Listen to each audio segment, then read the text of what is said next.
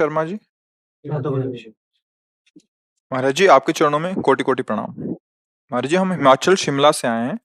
हमेशा आपका सत्संग सुनते हैं। महाराज जी, मेरा प्रश्न है कि जीवन में होने वाली घटनाओं में से प्रारब्ध को और नवीन कर्म को किस तरह पहचाने। जैसे किसी व्यक्ति ने किसी जीव या अन्य व्यक्ति की हिंसा की, तो कैसे पहचाने कि ये उस जीव का प्रारब्ध था या हिंसा करने वाले व्यक्ति का नवीन कर्म। इसमें देखना है मूढ़ता और प्रारब्ध, दो चीजें हैं। और हमारा कोई आपसे झगड़ा करने का उद्देश्य नहीं है, और हम अचानक आपसे टकरा जाते हैं, आप हमें पीट देते हैं, बराबर में हम आपको पीट देते हैं। हमारा ना पीटना उद्देश्य था, ना झगड़ा उद्देश्य था, ना आपकी हानि पहुंचाना, पर एक घटना घट गई। इसमें है प्रारब्ध बलवान। और हम अंदर से जब इच्छा करते हैं, अच्छा ये वही जा रहा है ना, वो अमुक है ना, उसने प्रतिकूलता की थी ना, या किसी भी कारण से जब हम संकल्प बनाते हैं, इच्छा करते हैं, वो होता है नवीन कर्म। आप अपनी मूढ़ता के कारण, राग द्वेष के कारण जो नवीन कर्म संकल्प से, प्लान से किया जाता है, वो हमें आगे चल करके भोगना पड़ेगा। और कुछ कर्म ऐसे हो जाते हैं जो अनचाहे ढंग से होते हैं, उनमें हमारी कोई चाहत नहीं होती, हम चाहते हैं कि ऐसा हमसे ना हो, और अचानक बिना चाहे वो घट जाता है। इसका मतलब ये प्रारब्ध भोग था। अब जैसे हम इस बात को इसमें गंदे आचरणों की तरफ देखें, तो जो आचरण अंदर से वासना रूप उदय होकर के और उसका संकल्प बन रहा है, वो प्रारब्ध नहीं है, वो तुम्हारी वासना है, दुर्वासना है जो करा रही। नहीं तो अगर फिर उसको हम ढकेल सकते हैं कि अब ये हो गया तो प्रारब्ध होगा, इसीलिए हो गया। नहीं, वासना भी तो रहती है ना, जो क्रियमाण कर्म है वो तो भी बनता है ना। तो वासना संकल्प से जो क्रियाएं हो रही हैं, वो तुम्हारी अशुभ हो या शुभ, वो तुम्हारा नवीन कर्म बन रहा है। और अचानक जो घटना घट गई, जैसे आपने बहुत सुंदर पढ़ाई पढ़ी, साल भर आपने बड़ी मेहनत की, और परीक्षा में भी आप उत्तीर्ण होने के लायक हैं, अचानक ऐसी घटना घट गई कि आप परीक्षा में पहुंच ही नहीं पाए, एक्सीडेंट हो गया, बड़ी हालत गंभीर हो गई। अब ये प्रारब्ध था। अब आप एक साल उद्दंडता करते रहे हो, परीक्षा में फेल हो रहे, तो प्रारब्ध नहीं था, ये तुम्हारा क्रियमाण था। इसी तरह से हम ये देख सकते हैं पूरे अपने जीवन चरित्र को, कि जो हम नहीं चाहते हैं, जैसे हम दुख नहीं चाहते हैं, कौन चाहता है दुख, लेकिन होता है ना, दुखद घटना होती है ना, ना चाहने पर भी जो हो रही है। जैसे हमारी योग्यता नहीं है कि हम इतना धन भोगे, पर वो आगे प्रारब्ध में है, पूर्व में बहुत योग्य है, वो अधिकारी है उतने सुख भोगने का, पढ़ा लिखा इतना, लेकिन कोई जुगाड़ नहीं है, बड़ी अव्यवस्था है, तो उसका प्रारब्ध है। उसका क्रियमाण तो बहुत जोर का है, बहुत अच्छी पढ़ाई पढ़ी है, बहुत ग्रेजुएट है, उसके पास प्रमाण है इस बात का, और उसके पास धन प्राप्ति का योग नहीं, प्रारब्ध है उसमें कई तरह से। और कई ऐसे विषय होते हैं जिनका बुद्धि से निर्णय ही नहीं हो सकता, केवल विधाता जाने कि प्रारब्ध है कि क्रियमाण, समझ में ही नहीं आता, बड़ा सूक्ष्म विषय है ना।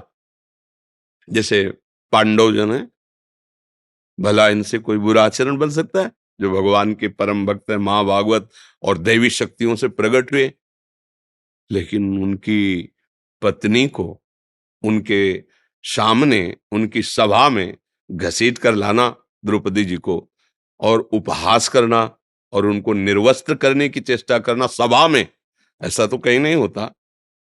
पर ऐसा अभिषेक क्या कहोगे, कौन सा प्रारब्ध था उनका? वो तो साक्षात भागवतिक अंशों से प्रकट हुए, कोई मनुष्य थोड़ी थे कि उन्होंने पूर्व में एक ऐसा बुरा कर्म किया जिससे ऐसा हुआ। वर्तमान में जो बुरा कर्म बना, जुआ खेलना बुरा कर्म है, वो नहीं चाहते थे। आप देखो, शास्त्र उठा के देखो, उनको जबरदस्ती आदेश दिया गया धृतराष्ट्र जी के द्वारा, और वो इतने धर्मात्मा थे कि बड़े पिताजी कहते थे उनको, पिता के बड़े थे ना, पांडु से बड़े धृतराष्ट्र, तो बड़े पिताश्री कहते, तो उनकी आज्ञा उल्लंघन नहीं किया, उनको छल में फंसा करके ऐसा, तो उनका क्रियमाण बना। और ये उस क्रियमाण में ये उनका आदर करते थे, अधर्म आचरण के लिए वो आदेश कर रहे हैं, और उनका आदर करते थे, अधर्म आचरण करने वाले का आदेश पालन करने का दुख मिला इनको, और उनका विनाश हुआ क्योंकि छल भरा क्रियमाण इनसे किया। नहीं तो द्रौपदी का क्या प्रारब्ध, क्योंकि वो तो अग्नि से प्रकट हुई, अग्नि की ज्वाला से, यज्ञ से ही तो प्रकट हुई। युधिष्ठिर का क्या परब, साक्षात धर्मराज ही अपने अंश से आ रहे, साक्षात वायुदेव भीम के रूप में आ रहे, साक्षात अश्विनी कुमार नकुल साहब। तो कुछ बातें ऐसी जिनको विधाता जाने, भगवान जाने।